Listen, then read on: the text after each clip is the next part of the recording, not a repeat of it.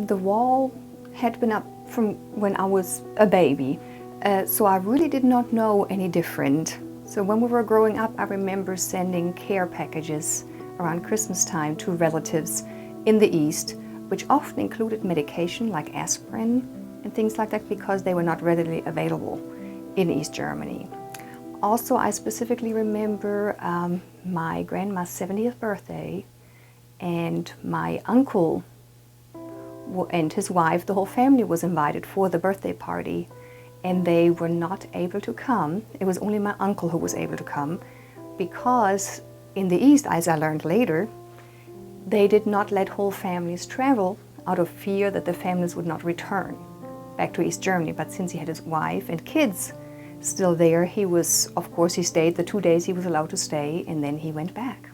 After World War II, Germany was divided, and Berlin and a lot of the eastern part of Germany fell under Russian, occupation, and the other part was under American, English, and French. West Germany was rebuilt fairly quickly with the help of the Allies, in West Germany. Now, East Germany was not. Now, the East Germans very much saw what was going on in West Germany. I mean, Berlin was split right through the middle, so it was the same town, and part of the town was getting rebuilt and the other part was not. A lot of East Germans thought, I don't want to be in East Germany anymore. So lots of people started fleeing. In 1961, the wall was almost built overnight. A few days before, it was announced that, no wall or anything that would ever be built. And overnight, the wall started to be built. And people were fleeing as the wall was being built. Windows were shut with bricks. There was bricks were laid in windows on the buildings that were facing West Berlin. It was very traumatic for East Germans, and they actually climbed out of windows on bedclothes, like you see in some movies when the prisoners try to get out. Or yes, that's what happened. Later on, as people were living then in East Germany, many people did not like the circumstances in East Germany. Like supermarkets in Germany. In West Germany was something completely different than supermarkets in East Germany. Not nearly as many products were available.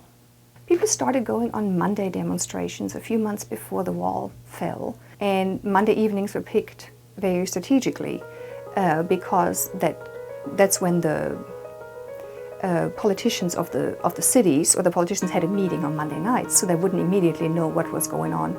But thousands and thousands of people started demonstrating on Monday nights. And it wasn't announced to anybody, it was only word by mouth. And they asked for unified Germany. And then by the time it became really known what was going on, the crowd was so big, it couldn't be stopped. On November 9th, that evening, a small mistake was made by the press speaker for the East German government. He was handed a piece of paper during this press conference that they had, and it said that people could apply for a visa to go across to West Germany a lot easier than it had been in the past. So he announced that these would be loosened, the visa regulations would be loosened and people would actually be able to go. He said this, and then a reporter asked, so when is this going to take place? And he looked around and he said, well, I think immediately. Everything broke loose. Everything broke loose and people started flooding the gates, the borders. And the border control officers had no idea what they were talking about. They had not seen this. They had no word from their superiors. They did not know. They just couldn't stop them anymore and didn't want to. And they watched in awe as people just went through the border that they had protected for so many years. That's what everybody talked about at the train station. I'd take the train to school, and that's what everybody talked about. When you think about the wall came up in 1961 and didn't come down until 1989, so that's a whole generation that grew up under that regime, and everything they knew was completely toppled. I mean, everything was different. Everything they knew was different. And that must have been extremely difficult for them. Because for us, West Germans, it pretty much stayed the same. We had some minor changes, like I mentioned, here and there, but it wasn't. The big change was really for the East Germans. The first very elated joy, and then they start thinking, who's going to pay for all of this?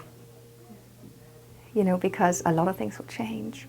My friends who we talked about, who was supposed to be the tennis player, her dad was a teacher, history and politics. These were his subjects. And of course, he was unemployed and never was employed again after the wall came down. And he was in his 40s. For the longest time, there was a gap still between East and West Germany, the way it looked. So when you would go across the border, you went decades back in time. So it took a while. But right now, I think we're back to normal. Everything's on an even keel just about now.